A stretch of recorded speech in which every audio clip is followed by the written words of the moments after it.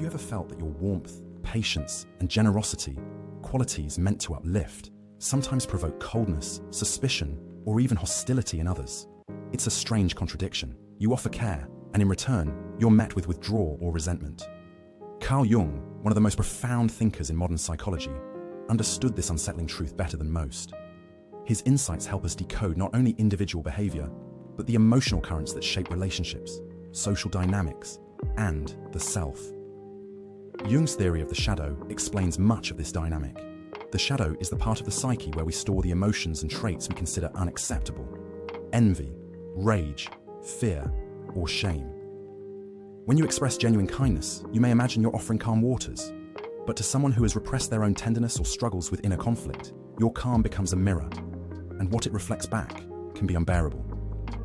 Your presence might highlight everything they're avoiding.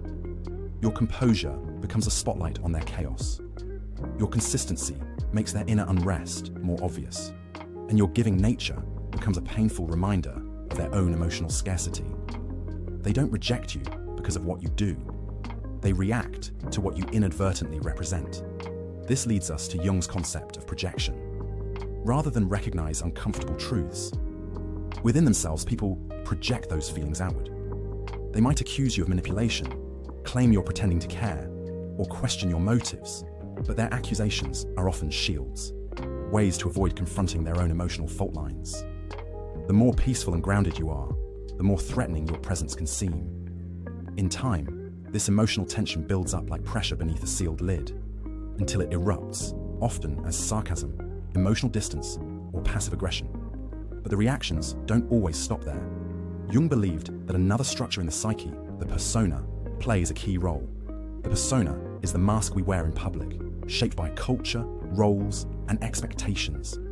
It allows us to fit in, to function.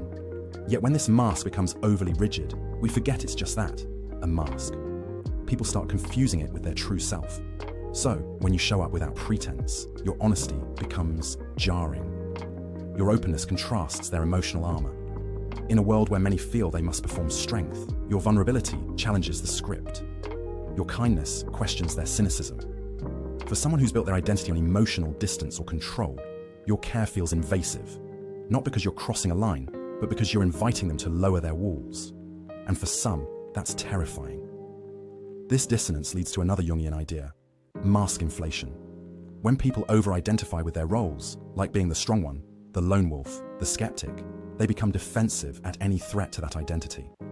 A warm gesture might feel like a threat, not a gift. And so, they dismiss you, not because you're wrong, but because you're dangerous to their sense of self. Now here's the twist. It's not always about them. Sometimes, the discomfort arises from within you.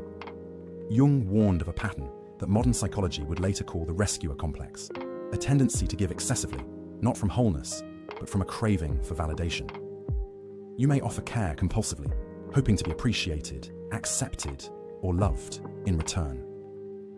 But this unspoken expectation can become suffocating for the other person. When you give to feel needed, people may sense the emotional strings attached. They might recoil because they feel judged, indebted, or exposed, even if your intentions were pure. Over time, these dynamics form emotional loops. You feel rejected for being too kind, and they feel burdened by receiving something they didn't ask for. The result? Both sides feel hurt, misunderstood, and disconnected. And yet, this loop didn't start with the present. Often, it traces back to early emotional conditioning, especially in those who grew up in unstable environments. If love was conditional or inconsistent, giving becomes a form of survival. You give not because you're full, but because you're afraid of emptiness. You give not as a gift, but as insurance. Understanding this doesn't mean blaming yourself. It means recognizing that unresolved needs can disguise themselves as generosity, and that real care is not about effort, it's about emotional alignment. You cannot heal someone by offering pieces of yourself you haven't healed. So how do we break this cycle? Jung never offered a 5-step plan. Instead, he invited us to see clearly, to trace the emotional knots we've tied in ourselves and in others. The first step is simple, but profound. Stop interpreting rejection as proof of your unworthiness. You are not too much. You're just not matching their emotional blueprint. When your kindness is met with distance, it may simply be hitting a wall of unresolved pain. That wall wasn't built because of you. It was there long before. And sometimes your presence rattles its foundation. Here's where self-awareness becomes your greatest ally. Ask yourself, am I giving from a place of fullness or emptiness? Am I offering care freely, or am I secretly hoping for a certain response? This internal honesty doesn't make you weak, it makes you powerful. Because now, you're no longer held hostage by the need to be understood or approved of. You become someone who chooses kindness, not someone who performs it. Jung often emphasized the difference between wholeness and perfection. Wholeness means accepting your shadow, recognizing the contradictions within yourself, and integrating them. When you do that, your kindness changes. It no longer screams, "Please see me." Instead, it whispers, "I see myself." And here lies a deeper truth. When people sense you don't need them to complete you, they either rise to meet you or retreat. Both outcomes are a gift. One builds connection, the other offers clarity. This clarity can be heartbreaking. Many strong, emotionally aware people find themselves chronically misunderstood, not because they're broken, but because they've grown. And when you grow beyond the emotional maturity of your environment, disconnection can feel inevitable. But isolation is not always a loss.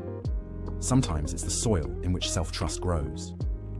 Jung wrote, "Loneliness does not come from having no people around you, but from being unable to communicate the things that seem important to you." If you've ever felt this way, know that your depth is not a defect. It's a calling. And the right people, those who've also wrestled with their own shadows, will not only understand you, they'll recognize themselves in you. Still, this doesn't mean we stop offering kindness. It means we offer it with boundaries. Emotional generosity without limits becomes emotional erosion, and self-abandonment disguised as compassion will eventually turn into quiet resentment. Healthy giving means you know where you end and others begin. Jung believed that the integration of the shadow is not about eliminating the darkness, but becoming conscious of it. In practice, this means you allow space for your own anger, frustration, fatigue.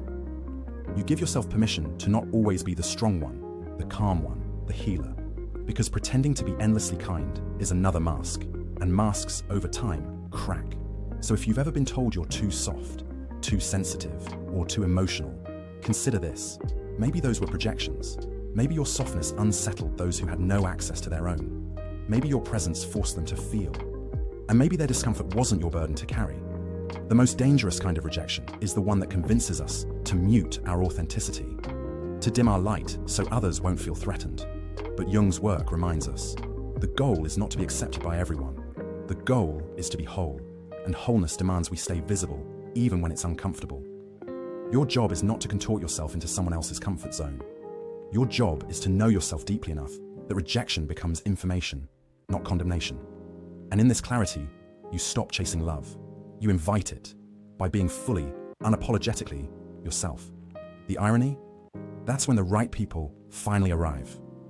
Not because you bend to fit them, but because you stood tall in your truth.